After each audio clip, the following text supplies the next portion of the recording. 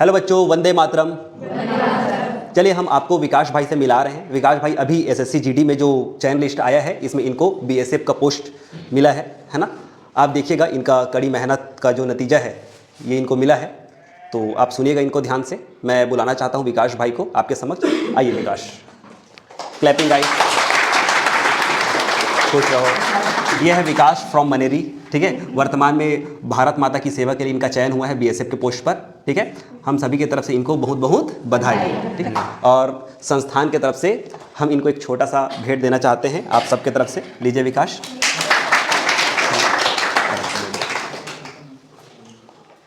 चलिए, अब मेरे लिए मिठाई भी मिला है, ठीक है। आप लोग मिठाई ले लिए, ठीक। चलिए, तो विकास भाई आप अपनी सफलता का श्रेय और आप मतलब इन बच्चों को आप गाइडलाइन करें, क्योंकि मैं तो करते ही रहता हूँ हमेशा गाइड, है ना। लेकिन कई बार क्या होता है कि आपके बीच से कोई बालक अगर सेलेक्ट हुआ है, बालक बालिका अगर कोई सेलेक्ट हुआ है आपके बीच से, तो अगर आप उनको सुनेंगे तो आप और ज़्यादा मोटिवेट रहते हैं, है ना। और मेरा हमेशा यही उद्देश्य रहता है कि भाई इस जगह में अलग अलग बच्चे जो चयनित हुए हैं वो आएँ, मिलें। कुछ बच्चे आते हैं डायरेक्ट मेरे से मिल के चले जाते हैं, उनको यहाँ पे मतलब ये मंच उनको मतलब वो सामना नहीं कर पाते हैं भीड़ का, है कि नहीं। और कुछ बच्चे अपनी बातें रखना चाहते हैं आपके समक्ष में ताकि आप समझें और आप भी सफलता को प्राप्त करें। उन्हीं में से विकास भाई भी हैं, ठीक है।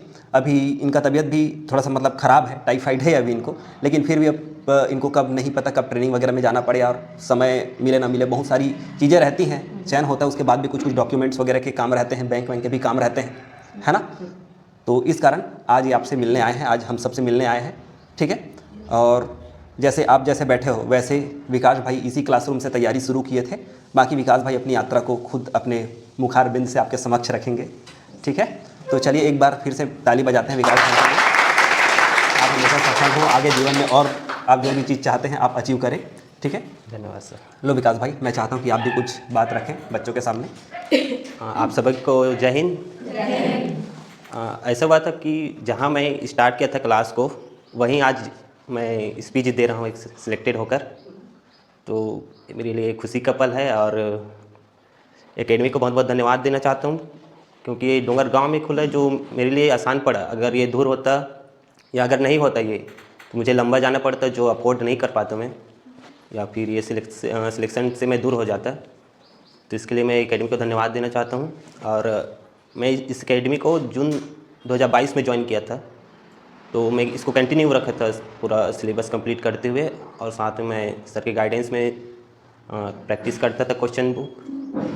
तो मैं 24 तक पूरा कंप्लीट करके मैं 2025 में पहला पेपर एसएससी जीडी का दिया था, जनवरी या फरवरी में। तो मेरा पहला पेपर ही क्लियर हो गया, वो एसएससी जीडी। तो इसका पूरा प्रोसेस 1 साल का रहता है, फिजिकल और मेडिकल होते हुए। तो इसका फाइनल रिजल्ट है 26 में, आज 15 जनवरी 2026 को, जिसमें मेरा फाइनल सिलेक्शन बीएसएफ में हुआ है। तो मैंने यहाँ के सभी सिलेक्टेड स्टूडेंट को जानता हूँ, क्योंकि वो मेरे टाइम के ही हैं। मैं आप ही को बीच में बैठकर उनको सुना करता था और सभी को जानता हूँ, क्योंकि मेरे अगल बगल में बैठे करते थे वो लोग। उनसे आगे बहुत कुछ सीखा हूँ, पढ़ा हूँ और आगे बढ़ा हूँ। फाइनली मैं यहाँ तक पहुँचा हूँ। यहाँ से मैं पूरी सब्जेक्ट का तैयारी किया हूँ, मैथ्स, रीजनिंग, जीके, जीएस के और हाँ सभी का, जिसमें मुझे वन टाइम यहाँ मतलब यहाँ की अच्छी बात है कि कम फीस में तैयारी हो जाती है, वन टाइम फीस, और पूरे सिलेबस कंप्लीट करके देते हैं। यहाँ टेस्ट सीरीज भी चलाते हैं अच्छे से, और मेरे लिए फ़ायदे की चीज़ रहा, क्योंकि कम फीस में हो गया मेरी तैयारी ये चीज़ें, और कम मतलब एक अच्छी उम्र में ग्रेजुएशन पास करते ही मेरा नौकरी लग गया। और मेरा जो यहाँ सिलेबस था तो बहुत अच्छा कवर हुआ 2 साल के अंदर ही, मतलब इससे पहले हो गया था, लेकिन मैं घर में बैठकर पढ़ाई करने से अच्छा मैं एकेडमी को मतलब क्लास को कंटिन्यू रखा था। और मैथ्स से मेरा यहीं से अच्छा स्ट्रॉन्ग हुआ, मैं कहीं जाने को ज़रूरत नहीं पड़ा। बस मैं एक्स्ट्रा क्वेश्चन बुक लगाने के लिए ना, मैं टेस्ट सीरीज ऐसा ज्वाइन तो नहीं किया, लेकिन बुक से क्वेश्चन लगाया हूँ ज़्यादातर।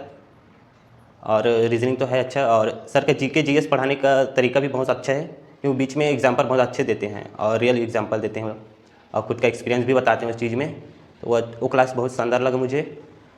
मैंने एक गलती किया था, मैं जब ज्वाइन किया था तो एक पियून का पेपर आया था, तो सर से बोला सर मेरा सिलेबस कंप्लीट नहीं हुआ है, मैं क्रैश कोर्स खरीदना चाहता हूँ बाहर से सर।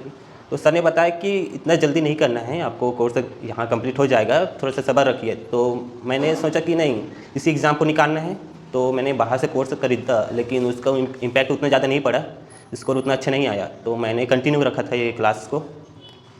यह है कि जल्दबाजी नहीं करना है, जो समय में है सिलेबस वो कंप्लीट हो जाता है, एक समय देना पड़ता है, कोई भी चीज़ ऐसा जल्दबाजी नहीं होता।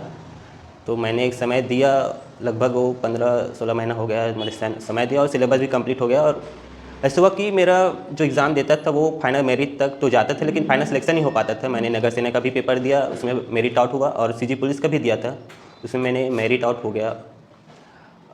उसमें गलती कर दिया था कि मैं एक ही जगह फॉर्म भर दिया, जिसमें मुझे और ऑप्शन नहीं मिला। वो जो है फिजिकल था वो डू और डाई चल गया, जिसमें एक ही मौका था तो कम स्कोर कर पाया। पेपर के बदौलत मैं खींच लूँगा ऐसा था, लेकिन पेपर में लगभग कवर हो गया था, लेकिन फिजिकल के नंबर कम हो गया ना, उसमें मैं छूट गया था, 10 नंबर पीछे हो गया। नहीं तो आज मैं सीजी पुलिस में भी एक हकदार होता एक पोस्ट के लिए। और बस वही है कि आपको बीच में नहीं छोड़ना है, कंप्लीट करना है। यहाँ का जो सिलेबस है वो फुल डिटेल पढ़ाते हैं, क्योंकि यहाँ का जो तैयारी है वो CGPSC प्री के लिए होता है, कोई वन डे एग्ज़ाम ऐसा नहीं, मतलब सभी एग्ज़ाम को ध्यान में रखकर आपको फुल तैयारी कराया जाता है। इसका जो मेन मकसद है वो CGPSC प्री का है, क्योंकि इसकी तैयारी में ना वन डे एग्ज़ाम आसानी से निकल जाता है, और निकला भी है लोगों का, जो यहाँ पे सिलेक्टेड हुए हैं मैं जानता हूँ सभी को, क्योंकि मेरे अगल बगल में पढ़ते हैं। जो मेरा तैयारी करे का मतलब यहाँ एकेडमी से जुड़ने का जो था, वो पहले ना मैं 12वीं पास होने के बाद एनडीए का पेपर दिलाया था, तो एनडीए का तैयारी मैं यूट्यूब से किया था। पता नहीं था कैसा पढ़ना है, एक ही टॉपिक के अंदर बहुत सारे क्वेश्चन बन जाते हैं, ये सब मुझे पता नहीं था, क्योंकि मैं 12वीं से तुरंत निकला था। तो पेपर दिलाया, कुछ पता नहीं चला, फिर मुझे कोचिंग करना चाहिए ऐसा था माइंड में। लेकिन पास में एक नाम सुना था विवेकानंद एकेडमी, लेकिन पता नहीं था कहाँ था, पुराना थाना वो भी नहीं देखा था, क्योंकि मैं गाँव से ज़्यादा निकला नहीं था। तो वो एक इत्तेफाक था कि प्रचार करने निकला था, वो ढाल सिंह, क्या नाम है सर उसका? हाँ, ढालू दास। ढालू दास, वो अभी नेवी में सिलेक्टेड है, तो उससे मिला, मतलब वो मुझे मिला। मैं घर के बाहर बैठा था इसी, तो क्या करते हो, नहीं मैं अभी 12वीं पास हूँ, एक कॉम्पिटिटिव एग्ज़ाम की तैयारी करना चाहता हूँ ऐसे करके। तो उसने मुझे विवेकानंद एकेडमी के बारे में बताया। तो फिर मैंने ना डेमो क्लास देखा, मतलब ऐसा 3-4 दिन का था, तो मैंने लगभग 5-6 दिन भी देखा। और सर का ऐसा था कि एक साथ 3 माह का फीस जमा करना होता है, तो मैंने दिया। और वो जो 10-15 दिन हुआ उसके बाद थोड़ा बोरियत लग गया, क्योंकि मैं अकेला आता था, कोई नहीं, और किसी के कहने पे नहीं आया, मैं खुद से आया था। तो सारा रिस्पॉन्सिबिलिटी मेरा था, क्योंकि निकलेगा नहीं निकलेगा ऐसा सब था, क्योंकि सरकारी नौकरी ऐसे नहीं मिलता। तो सब ITI कर रहे हैं, कॉलेज कर रहे हैं, और मैं यहाँ पे आ रहा हूँ, कोई डिग्री ऐसे कुछ कर नहीं रहा हूँ। तो एक प्रेशर टाइप का था, लेकिन नहीं मैं कर लूँगा ऐसा था। तो 3 महीना कंप्लीट होते होते ना वो आ गया था मेरे मन में कि हाँ मैं भी कर लूँगा, क्योंकि मेरे अगल बगल वाले लोग एग्ज़ाम निकाल रहे थे। मेरे थोड़ा सा डर गया था शुरुआत में, क्योंकि जो बाकी स्टूडेंट थे उन लोगों का जो क्वेश्चन बनाने का तरीका एकदम फास्ट हो गया था, और क्वेश्चन पूछते ही उन लोग एग्जाम आंसर दे देते थे। इनको देख कर ना मैं डर गया था कि इन लोगों के बीच में मैं कैसे फाइट कर लूँगा ऐसे करके। तो थोड़ा सा समय दिया, और थोड़ा सा पुराना हुआ, 3 महीना निकला, 4 महीना निकला, तब मुझे लगने लगा हाँ मैं भी कर लूँगा, मेरे से क्वेश्चन बन रहा है। और मैं टॉपर्स के बीच में थोड़ा बैठने लगा, उनसे क्वेश्चन बनता है तो मेरे से नहीं बनता, तो ऐसा क्या करते हैं कि उनसे बनता है, ये सब जानने के लिए ना उनके बीच में बैठा। तो ये चीज़ जान पाया कि हाँ कुछ एक्स्ट्रा नहीं करते, बस वो जो पढ़ाते हैं सर उसको पढ़ते हैं, और कुछ क्वेश्चन लगा के आते हैं, घर आते हैं वो लोग। तो मैं भी वही कंटिन्यू रखा, तो मेरा भी अच्छा होने लगा। टेस्ट थे तो थोड़ा सा डरता था, क्योंकि कम नंबर आ जाएगा ऐसा करके मैं थोड़ा सा छुट्टी मार देता था। हाँ, लेकिन उसको ना बाद में देखा कि मेरे ही फ्रेंड लोग अच्छे अच्छे नंबर आ रहे हैं, टॉप कर रहे हैं, तो मैं भी कंटिन्यू रखूँ। तो शुरुआत में कम नंबर आने लगा, लेकिन वो नंबर बढ़ गया, अच्छा अच्छा आने लगा, और उसको कंटिन्यू रखते रखते तो अब यहाँ अभी जो मैं अभी इस हॉल में ना, उसके बाद ना जो क्लास है वो ऊपर शिफ्ट हो गया, ऊपर वाले क्लास में। तो वहाँ भीड़ बहुत ज़्यादा बढ़ गई थी, क्लास अपने सीट पाने के लिए ना 1 घंटे आधे घंटे पहले जाने पड़ता था।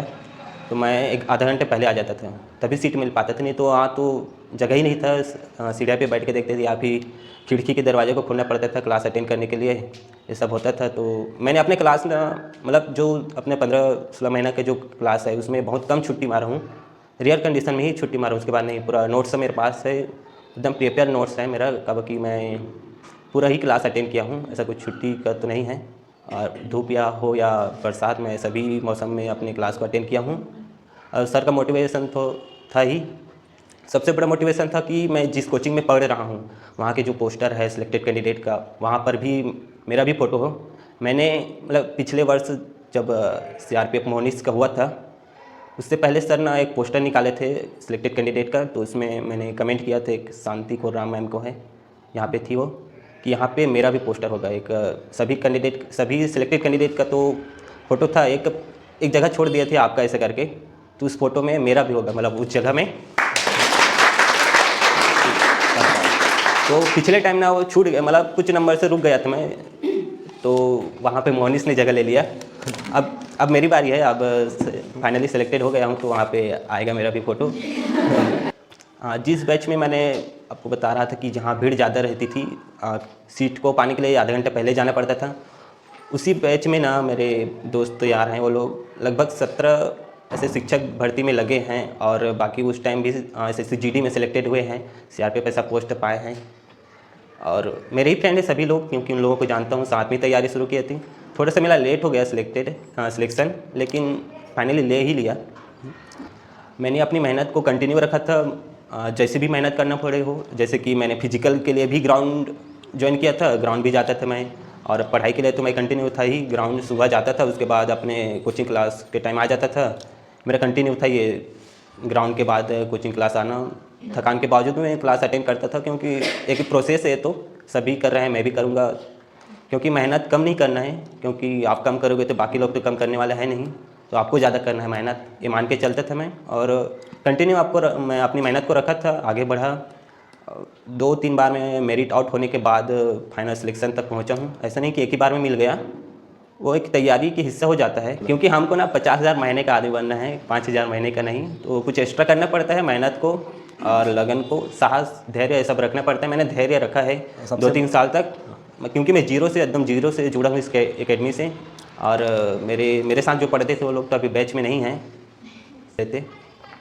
एक कोड था सर का कि पंचवर्षीय योजना नहीं बनाना है सिलेक्शन को, लगभग वही रास्ते में चल गया था मैं, तो अच्छा हुआ कि बीच में ही सिलेक्शन ले लिया। अब सब कॉलेज या DED ITI ये सब करने गए थे, तो मैं अपना समय एकेडमी को दिया था, क्योंकि मुझे पता था सब कॉम्पिटिटिव एग्ज़ाम ही देंगे ये लोग, सब डिग्री लेकर कॉम्पिटिटिव एग्ज़ाम में, तो मैं यहीं आ गया। तो सही गाइडेंस, और इस एकेडमी में ना डिटेल पढ़ाई होता है, क्योंकि एक बार विकास भाई के लिए क्लैपिंग। मैं तो मिठाई खा लिया, आपको और मिठाई सफलता के लिए बहुत बहुत बधाई। ठीक है, हाँ। देखो जैसे आना विकास, जैसा कि प्यारे बच्चों आपने विकास भाई को सुना है ना, तो मतलब सरल स्वभाव के हैं, ठीक है। नॉलेज आदमी को आगे बढ़ाता है, ठीक है। आज आपके सामने बोल पा रहे हैं, मतलब ये नॉलेज ही है।